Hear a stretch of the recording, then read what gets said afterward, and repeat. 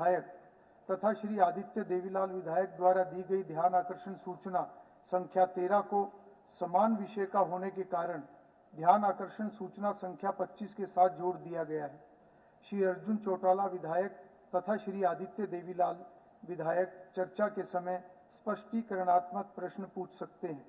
इसी प्रकार से श्री मनदीप चट्ठा विधायक द्वारा भी दी गई ध्यान आकर्षण सूचना संख्या 39 को समान विषय का होने के कारण ध्यान आकर्षण सूचना संख्या 25 के साथ जोड़ दिया गया है। श्री मनदीप चट्ठा विधायक चर्चा के समय स्पष्टीकरणात्मक प्रश्न पूछ सकते हैं। अब श्री आदित्य सुरजेवाला विधायक अपनी सूचना पढ़ें। वो आज का बिजनेस खत्म होने के बाद, हाँ, वो मैंने बताया हुआ है कि आज का अभी थोड़ा जो भी बिजनेस बचा है उसके तुरंत बाद उसी पे आएंगे और पूरा समय दूंगा मैं। तो अर्जेंट मोशन एक्सेप्ट हो जाता है ना, तो सारा लेजिस्लेटिव बिजनेस सस्पेंड हो जाता है। नहीं, ऐसा नहीं होता, ऐसा नहीं होता, ऐसा कुछ नहीं है, ऐसा कुछ नहीं। और वो मैं हुड्डा साहब, वो मैं अनाउंस भी कर चुका हूं कि 26 तारीख को बाकी बिजनेस खत्म करने के बाद इसको हम टेकअप करेंगे। और बिजनेस हमने कम रखा है आज, इसीलिए कम रखा है ताकि उसके लिए समय हम पूरा कर सकें। ये अभी तो ये पूरा करने के बाद ही होगा। नहीं, वो सारा होने का वो शेड्यूल बना हुआ है। वो आपको चर्चा ही तो करवानी है ना, चर्चा के लिए मैं 2 घंटे रखे हैं मैंने, मैं पूरी चर्चा करवाऊंगा, पर वो होगा समय पे। नहीं, शाम क्या होता है, अभी तो 3 बजे। नहीं, ऐसा नहीं, 11 बजे तक हाउस चले, 5 बजे 4 बजे कोई लेट थोड़ा होता है। नहीं, वो लेट नहीं होता। अभी वो जो शेड्यूल बना हुआ है उसी हिसाब से। आदित्य सुरजेवाला, आप अपनी सूचना पढ़ेंगे। ठीक है, हर चीज में। अरे भालू उधर क्या देख के बोल रहे, मेरी तरफ। माननीय अध्यक्ष महोदय, हम इस माननीय अगस्त सदन का ध्यान a matter of urgent public importance की ओर आकर्षित करना चाहते हैं। सदन rice black streaked dwarf virus SRBSD virus का करनाल, कुरुक्षेत्र, अंबाला, यमुनानगर एवं कैथल में फैलाव। यह रोग धान के PR किस्मों विशेषकर PR 114 और PR 1509 के उत्पन्न को नाश कर रहा है। Deputy director of agriculture Ambala के अनुसार यह वायरस धान की उपज में 80% तक कमी ला सकता है। अब तक सरकार की सलाह केवल रोग प्रभावित पौधों को उखाड़ना और खेतों की निगरानी करने तक सीमित है। सरकार ने नुकसान का निष्पक्ष आकलन और प्रभावित किसानों को मुआवजा देने की कोई योजना घोषित नहीं की है। नए धान को लगाने का समय जा चुका है, जिसके कारण किसान भारी आर्थिक दबाव और व्यापक हानि झेल रहे हैं। सन 2022 में भी ये राज्य में SRBSD वायरस का प्रकोप हुआ था। इसके बावजूद फसल को वायरस से बचाने हेतु सर्वोत्तम व्यावहारिक उपायों की पहचान पर कोई सरकारी अनुसंधान नहीं हुआ। प्रकोप की बढ़ती आवृत्ति के बावजूद ऐसे मामलों में कोई क्विक रिस्पांस दल का गठन भी अब तक नहीं हुआ है। ये गंभीर चिंता का विषय है। ये स्थिति कृषि विभाग तथा कृषि अनुसंधान संस्थाओं की तुरंत कार्यवाही मांगती है। मैं सदन में निवेदन करता हूं कि प्रकोप की सूचना मिलने के बाद जो सरकारी प्रतिक्रिया है उससे सुधारने पर प्राथमिकता से चर्चा कराई जाए तथा जिन किसानों की फसल प्रभावित हुई है उनके लिए जल्द ही मुआवजा दिया जाए। अब माननीय कृषि मंत्री अपना वक्तव्य प्रस्तुत करेंगे।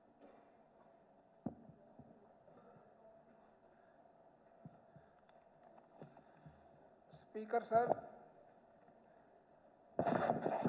सुरजेवाला जी ने जो पूछा सवाल और उसमें अर्जुन जी और आदित्य देवीलाल जी भी शामिल है। ये धान की एक प्रमुख खाद्यान्न फसल है जो राज्य में लगभग 40 लाख एकड़ क्षेत्र में बोई जाती है और रोपी जाती है। राज्य में धान की औसतन पैदावार 25 से 30 क्विंटल प्रति एकड़ रहती है। स्पीकर सर, मैं आपको एक जानकारी अपने माध्यम से देना चाहूँगा। तो 40 लाख एकड़ जो धान है, इसमें एक तो 3 तरह की खेती है, जैविक है, प्रकृति है, एक सीधी बिजाई है और बाकी पौध लगाई जाती है। लेकिन जैविक और प्रकृति खेती में और सीधी बिजाई में जो एकड़ लगे, जो सीधी बिजाई है वो 3.57 लाख एकड़ में पंजीकृत हुआ और वेरीफाई हुआ 1.43 लाख एकड़। और इसी तरह से जो हमारी जैविक खेती है वो 24,000 के करीब कुछ सालों में लगी है। इनमें कोई शिकायत नहीं आई, जबकि सरकार ये कहती है भाई सीधी बिजाई करो, तो उसके अंदर ये इस तरह का रोग नामात्र का कोई सूचना नहीं आई अब तक। इसमें एक खुशी की बात है, ये जो सरकार की नीति है अगर उसको किसान अपना ले तो इस बीमारी से छूटा जा सकता है। और मैं कहना चाहूँगा, ये southern rice black disc award virus एक विषाणु जनित रोग है जो धान की फसल को प्रभावित करता है और भारत के कई धान उत्पादक क्षेत्रों में चिंता का विषय बन चुका है। यह रोग सफेद पीठ वाली फुदका वायरस नामक वाहक जो द्वारा फैलता है, जो धान के पौधों को रस चूसकर संक्रमित पौधों से स्वास्थ्य पौधों में वायरस का प्रसार करता है। संक्रमित धान के पौधों की सामान्य वृद्धि रुक जाती है, जिससे पौधे बौने रह जाते हैं और उनकी ऊंचाई सामान्य से बहुत कम हो जाती है। उनकी पत्तियां हरे रंग की हो जाती हैं। नई कलियों का विकास धीमा पड़ जाता है या पूरी तरह से रुक जाता है। जड़ों का रंग भूरा पड़ जाता है। ये जो स्पीकर सर, ये जड़ों का रंग भूरा पड़ना, ये पानी के अंदर जो पौध लगी है उसमें तो हो जाता है, लेकिन जो सीधी बिजाई है उसमें जड़ों पे इसका असर नहीं पड़ता, क्योंकि पानी से वायरस ज़्यादा फैलता है, तो पर्याप्त विकसित नहीं हो पाती, जिससे पौधों की पानी और पोषक तत्व सोखने की क्षमता कम हो जाती है। इस वायरस का प्रकोप हरियाणा में सबसे पहले खरीफ 2022 के मौसम में पाया गया था। खरीफ 2022 में कुछ ही मामले सामने आए थे, लेकिन समय पर की गई कार्रवाई और चौधरी चरण सिंह हरियाणा कृषि विश्वविद्यालय तथा कृषि एवं किसान कल्याण विभाग द्वारा चलाई गई जागरूकता मुहिम से बड़े नुकसान को रोक लिया गया। खरीफ 2023-2024 में प्रभावी रोकथाम और किसानों में जागरूकता का कारण रोग का कोई प्रकोप नहीं हुआ।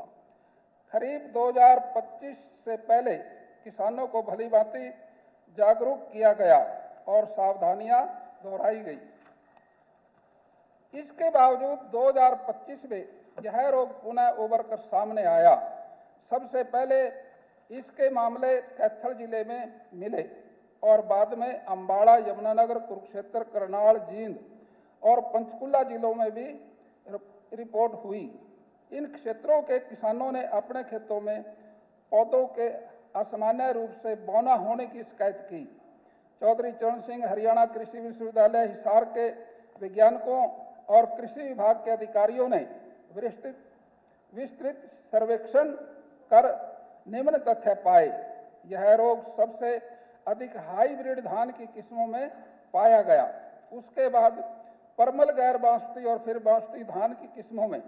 यह समस्या मुख्यतः उन खेतों में अधिक देखी गई जहां किसान 25 जून से पहले धान की रुपाई कर चुके थे। स्पीकर सर, सरकार के आदेश भी है, 15 जून से पहले हम पानी नहीं लगा सकते। पानी लगाना अलग बात और पौध लगाना अलग बात है। 5-6 दिन के बाद पौध लगती है, लेकिन फिर भी इस बार जिन किसानों ने लेट लगाई उनके ये बीमारी नहीं आई। जिन्होंने गेत्तापन किया, 15 तारीख से पहले लगानी शुरू करी, उन किसानों को ज़्यादा बीमारी इसमें आई है। बीमारी की पुष्टि हेतु चौधरी चरण सिंह हरियाणा कृषि विश्वविद्यालय हिसार के वैज्ञानिकों ने समग्रित पौधों के नमूने लेकर RT-PCR reverse transcription polymerase chain reaction तकनीकी के परीक्षण किया। परिणामों ने पुष्टि की कि पौधे वायरस से संक्रमित हैं, परंतु उठाए गए कदम।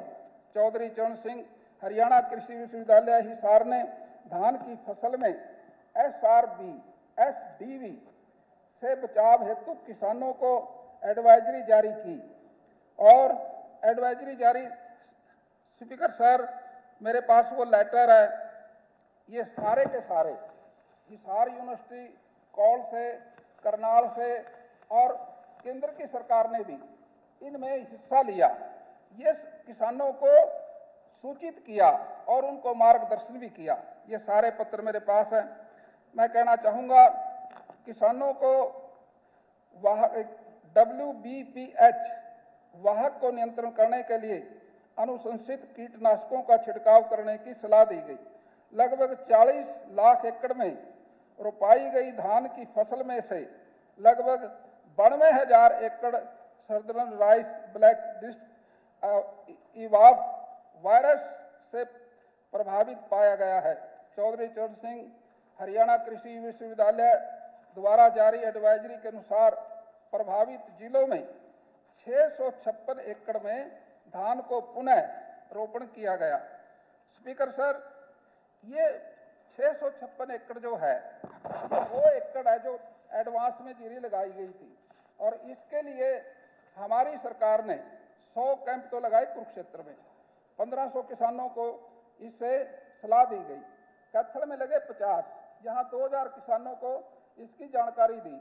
करनाल में लगे 39, इसमें 500 किसानों को जानकारी दी गई। जींद में लगे 25 कैंप, इसमें 1250 किसानों को जानकारी दी गई। अम्बाड़ा में लगे 10, यहाँ 125 किसानों को जानकारी दी। जमुनानगर में 11, यहाँ 262 किसानों को जानकारी दी गई। और इसके साथ जो एरिया था कुरुक्षेत्र में 61,533 एकड़ के अंदर ये बीमारी आई और कैथल में 9,800 में और कैथल में 6,000 में, जींद में 68 केवल किले पाए गए, अम्बाड़ा में 6,350, पंचकुला में 6,650, सोनीपत में 775, यमुनानगर में 558 और फरीदाबाद में 250। नुकसान की दृष्टि से अगर देखें कुरुक्षेत्र में 15-20% हुआ और 500 एकड़ में दोबारा जीरी लगी और कैथल में 5% 25 नुकसान की रिपोर्ट आई, 100 एकड़ दोबारा लगाई लोगों ने।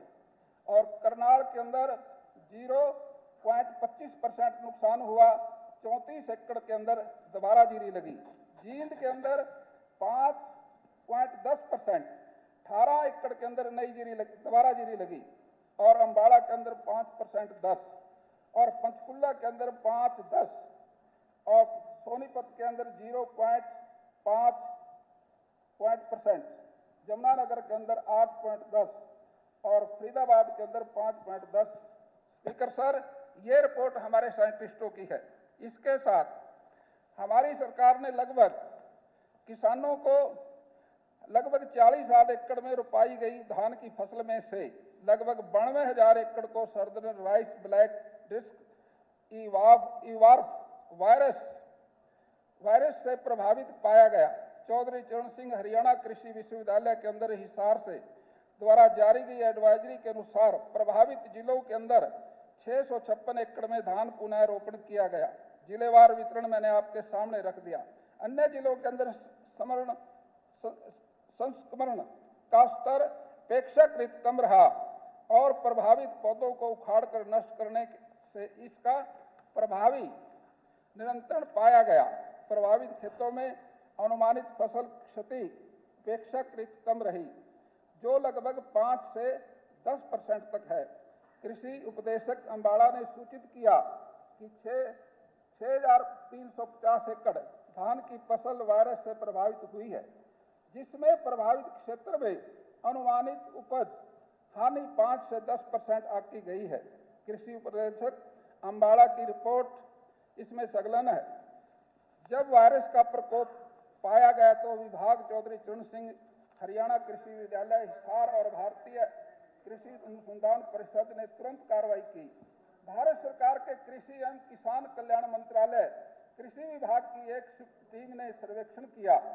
टीम में शामिल डॉक्टर वंदना पांडे, उप निर्देशक डॉक्टर निगम डीवी, उप निर्देशक भारतीय कृषि अनुसंधान परिषद राष्ट्रीय समेकित कीट प्रबंधन अनुसंधान संस्थान डॉक्टर राकेश कुमार जी, पादप संरक्षण तथा डॉक्टर मनोज चौधरी, वैज्ञानिक बादम रोग विज्ञान उप निर्देशक, अम्बाड़ा के उप निर्देशक कार्यालय के अधिकारियों ने साथ मिलकर धान में बौनेपन रोग का सर्वेक्षण किया। यह सर्वेक्षण 6/8/2025 को ब्लॉक शाह के गांव मुलाना, हमीदपुर और नौनी तथा 7/8/25 को अम्बाड़ा 1 के गांव सरंगपुर और मतहेरी सेखा में किया गया। सर्वेक्षण के दौरान धान में बौनेपन का रोग ज्ञात वाहक व्हाइट बैक प्लांट हॉपर खेतों में नहीं पाया गया। हालांकि कुछ क्षेत्रों में सीमित संख्या में बौने पौधे आवश्यक देखे गए। यह देखा गया कि किसान ने पहले ही अपने खेत में कीटनाशक का छिड़काव कर दिया था, जिससे सर्वेक्षण के समय WBPH की उपस्थिति नहीं पाई गई। किसानों को अपने खेतों की सतर्कता के लिए लगातार निगरानी बनाए रखने तथा कीटनाशकों के छिड़काव करने की सलाह दी गई। और इसी तरह से हमारे कुछ किसानों को अलग अलग तरह की दवाइयों का भी प्रयोग किया, जिसमें छिड़काव किया गया। आवश्यकता पड़ने पर WBPH के प्रकोप के अनुसार छिड़काव दोहराया जा सकता है। किसानों को यह भी सलाह दी गई है कि खेतों में जल स्तर कम रखें। स्पीकर सर, वैज्ञानिकों ने सलाह दी खेतों में पानी कम करें। यही वो विधि है। अगर ज्यादा पानी रहेगा तो बीमारी ज्यादा फैलेगी। अगर हम इसी तरह से डायरेक्ट इसकी बिजाई करेंगे, उसमें पानी भी कम लगता है, सरकार भी 45 रुपए देती है और पैसा भी मिलेगा और बीमारी से भी मुक्त हो जाएगी। ये हमने हरियाणा सरकार का माननीय हमारे मुख्यमंत्री जी इसके लिए पैसा भी देते हैं और मैं समझता हूं इसमें यूरिया का संतुलित उपयोग करें। संतुलित का मतलब यूरिया कम। स्पीकर सर, मैं किसान हूं। मैंने एक बार मुच्छलजीरी लगाई, अच्छी लगी, मैंने एक कट्टा फालतू गिर दिया सारी पदाड़ों की। यानी कि DAP का यूज ऐसा करें जरूरत के हिसाब से। अब जैसे बीमार पौधा हो गया, जैसे आदमी बीमार हो जाता है, अगर उसको पूरी डाइट देंगे वो ठीक हो जाएगा? नहीं होगा। बीमार पौधे को यूरिया से बचाए, उसको थोड़ा ठीक होने के बाद खाद दिया जा सकता है। जिन किसानों ने खाद दी उनकी और नुकसान हो गया। तो मेरा आपसे यही था स्पीकर सर, इसके अतिरिक्त खेतों में पाए जाने वाले बौने पौधों को उखाड़कर नष्ट किया जाए ताकि आगे नुकसान ना हो। अनेक प्रभावित किसानों ने बताया रोकथाम के उपाय अपनाने के बाद संक्रमण प्रभावित पौधों तक नहीं फैला। फसल को वायरस से बचने हेतु सर्वोत्तम व्यवहारिक उपायों की पहचान से संबंधित अनुसंधान के संदर्भ में यह उल्लेखनीय है। चौधरी चरण सिंह, हरियाणा कृषि विश्वविद्यालय हिसार ने किसानों को परामर्श केवल सहायक अनुसंधान कार्य प्रौद्योगिकी के सत्यापन के उपरांत ही जारी किए हैं। कुल मिलाकर यह रोग कुछ विशेष सीमित क्षेत्रों में प्रकट हुआ। अधिकांश धान के खेत अब भी अप्रभावित हैं। जब तक जो थोड़ी बहुत उपज हानि की सूचना मिली है, वह यह दर्शाती है कि समय पर चलाए गए जागरूकता अभियान और वाहक नियंत्रण उपाय व्यापक क्षति को रोकने में सफल रहे। विभाग ने न केवल किसानों को समर्पित पौधों को हटाने की सलाह दी, बल्कि व्यापक जागरूकता अभियान चलाया। समाचार पत्रों में विज्ञापनों के माध्यम से व्यापक प्रचार किया। किसानों को रोग फैलने वाले वेक्टर के रासायनिक नियंत्रण को भी सलाह दी। इस संयुक्त प्रयासों के परिणाम स्वरूप बौनी रोग बहुत ही छोटे क्षेत्र तक सीमित रहा। धान की फसल पर इसका प्रभाव बहुत कम पड़ा। समय पर किए गए उपायों के कारण रोग का प्रकोप अब नियंत्रण हो चुका है। यद्यपि वर्तमान में यह रोग कोई बड़ा खतरा नहीं है, फिर भी चौधरी चरण सिंह, हरियाणा कृषि विश्वविद्यालय हिसार के वैज्ञानिक और कृषि एवं किसान कल्याण विभाग के अधिकारी स्थिति की निरंतर निकटता की निगरानी कर रहे हैं। राजस्व आपदा प्रबंधन विभाग के दिशा निर्देशों के अनुसार। मौजूद की बात करते हैं स्पीकर साहब, एक प्रावधान है राजस्व एवं आपदा प्रबंधन विभाग के दिशा निर्देशों के अनुसार किसान को इनपुट सब्सिडी दी जा सकती है। इनपुट जो खाद बीज पे सब्सिडी दी जा सकती है, दोबारा से जो करेगा दी जा सकती है प्रति किसान 5 एकड़ तक।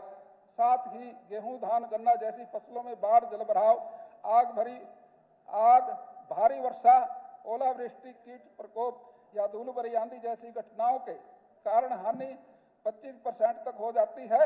वर्तमान मामले में खरीफ 225 सीजन के दौरान सर्दर्न राइस ब्लैक ड्रिस्ट डेवार्फ वायरस के प्रकोप के कारण धान की फसल में हानि लगभग 5 से 10% के बीच दर्ज की गई।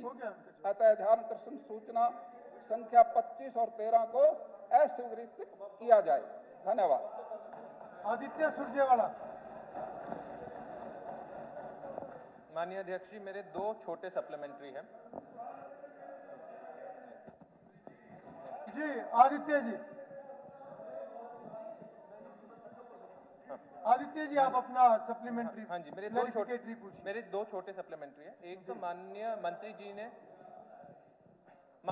जी ने माननीय अध्यक्ष जी खुद कहा कि जो हम सारे जिलों हैं, देखिए बहुत महत्वपूर्ण विषय है, उसके ऊपर माननीय सदस्य अपनी बात रख रहे हैं। मेरा निवेदन है सब आराम से सुने, और जो मंत्री जी ने भी जो जवाब दिया है, बहुत अच्छा जवाब दिया है, उससे जानकारी भी बढ़ती है।